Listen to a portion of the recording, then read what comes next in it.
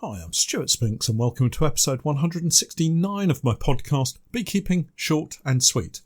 I'm not sure where summer is as yet. We've had cooler, wet days with a few brighter intervals, but nothing to get very excited about. I am, though, getting very excited about our Autumn Nuc plans.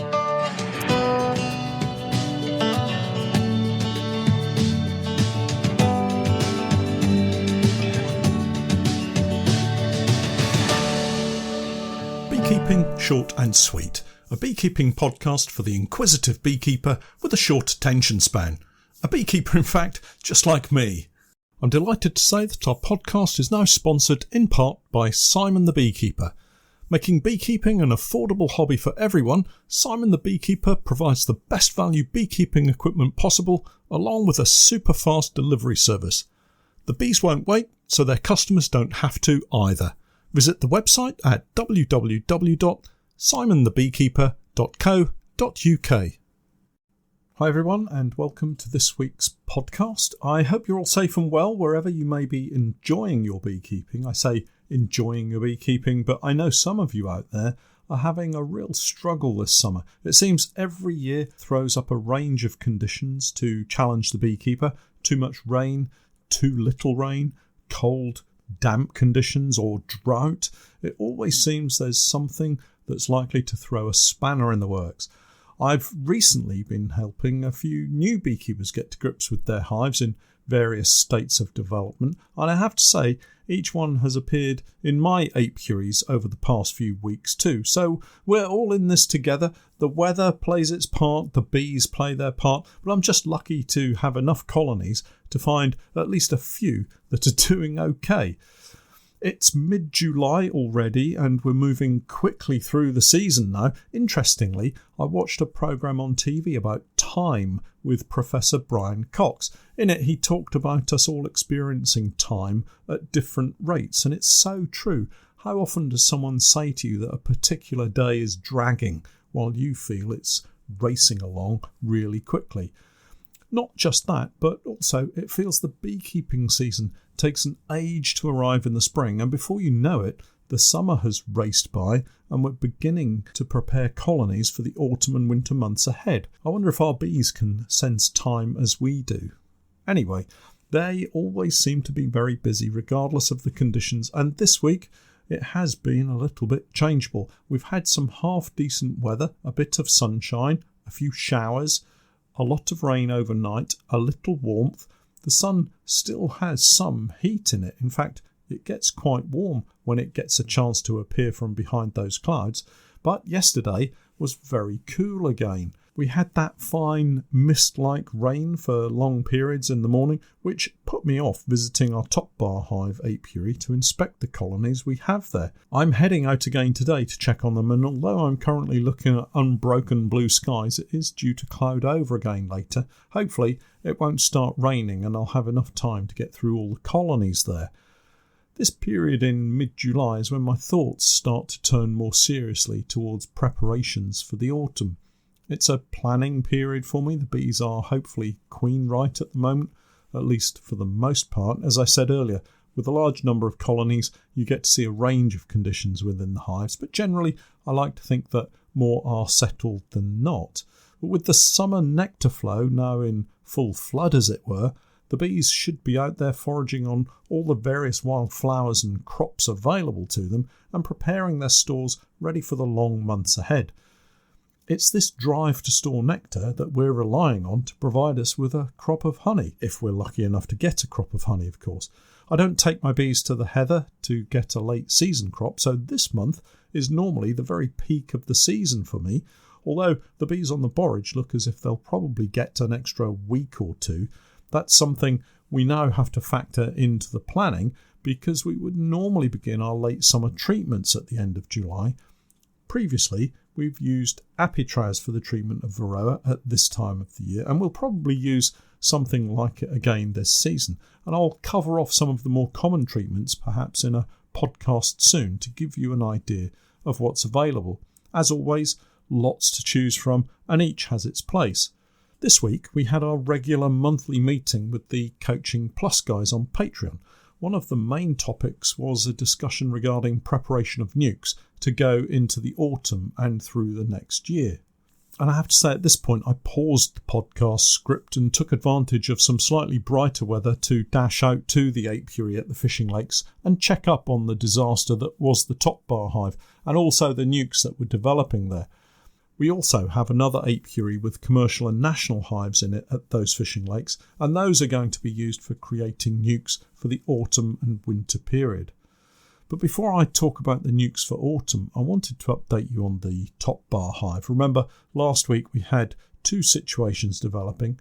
I removed the queen from the smaller nuc size split to help out another colony, and in the other side, housing the larger separate colony, I found it was almost starving.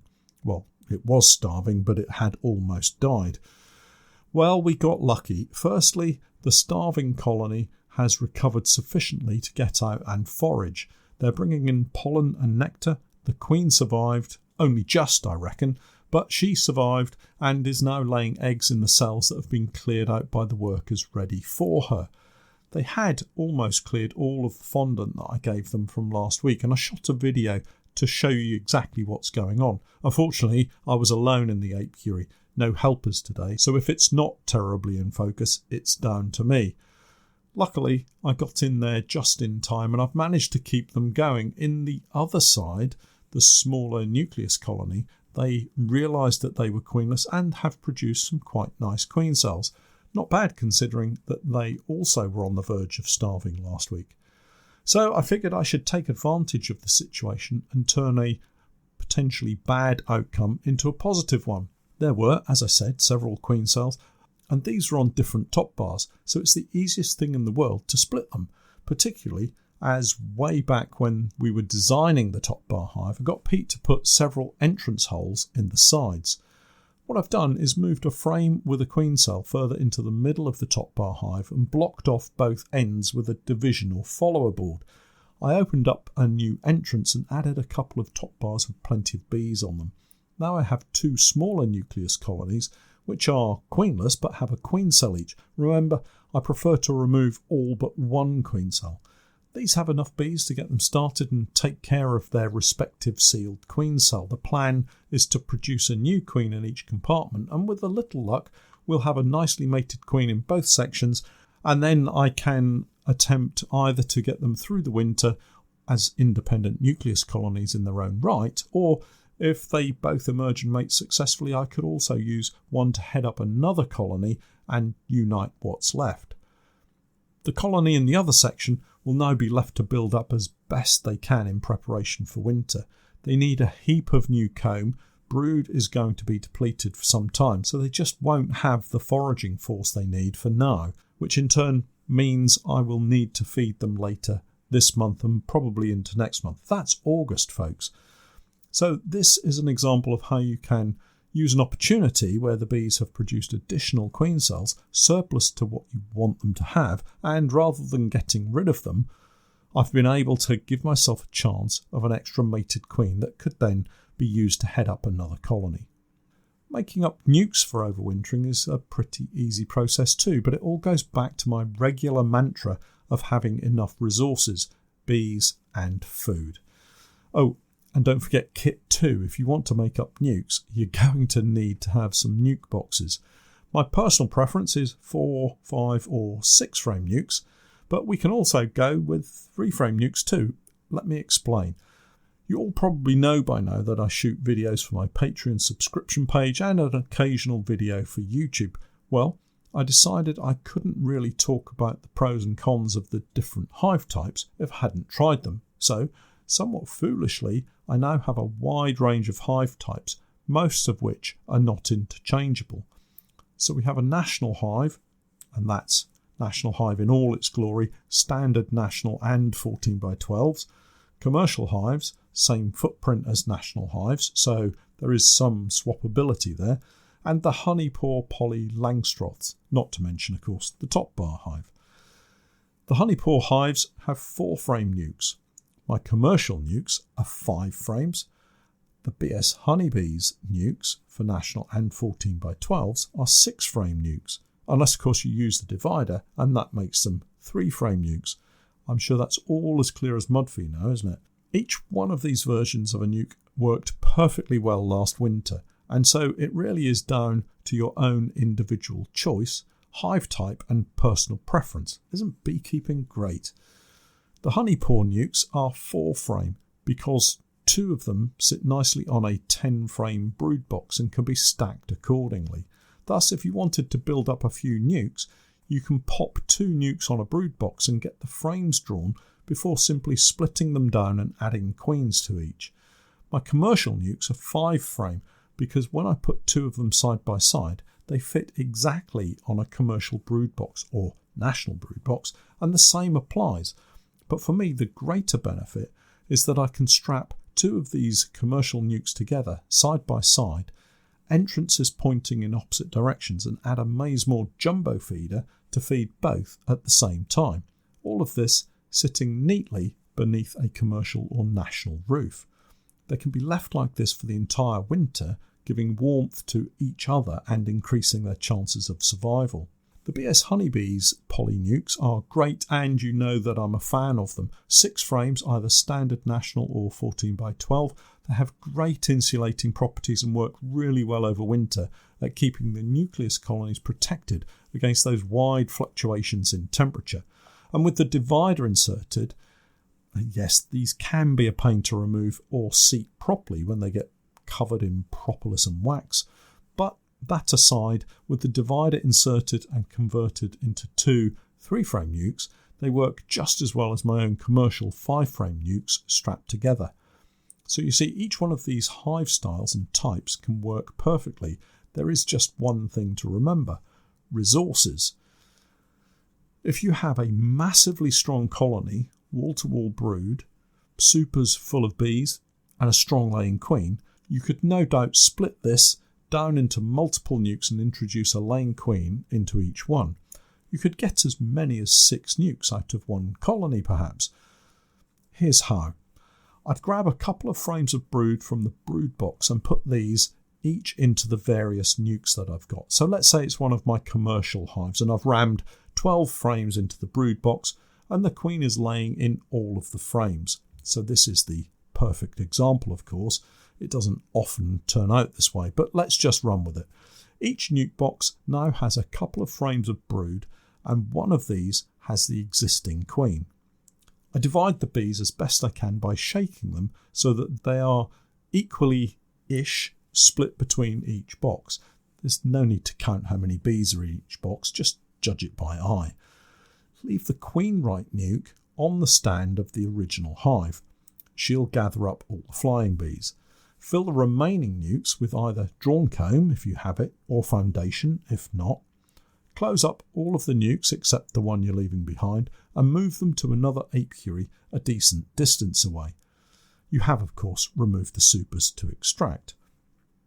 Make sure that you stick a feeder on each nuc, because if all you have is brood, they're going to starve pretty quickly. Make sure that you've got equal amounts of sealed brood, open brood and eggs between them all too. It takes a lot of effort to look after eggs and young larvae, but no effort at all to take care of emerging brood. The next day, add your previously prepared new queens in their cages to each of the queenless nucs, and there you go, nucs set up for the autumn. Now you have to make sure that you feed them and keep feeding them until they've drawn any foundation that you've given them. Add varroa treatments at the appropriate time and settle them down for the long haul into next spring. Compare these nucs to a weak colony split too far, and just a few weeks later you'll be very surprised at how different they are. The nucs from the strong colony will be settled and growing, foundation will be getting drawn, and new queens will be filling up cells with eggs. Weak colonies split into nucs will be quiet, hardly growing, foundation will be left untouched, and it will look very sad. If you want to make any splits for the autumn, do it now, but be realistic about how much you can take from a colony without putting at risk either the parent colony or the split. Get them nice and strong, and you won't miss the opportunity to have really strong nucs heading into the winter. Another opportunity that you really don't want to miss is my latest podcast. a podcast subscription will get you the very latest tips and techniques from me each week as they're released. As things stand, it's going to cost less than a couple of Starbucks coffees. And that's drive-through prices. Head over to my Patreon page and sign up to my Podcast Plus tier for the very latest beekeeping chat. Well, that's it for this week. I'll catch up with you all again next time. But for now, I'm Stewart Spinks, and that was Beekeeping Short and Sweet.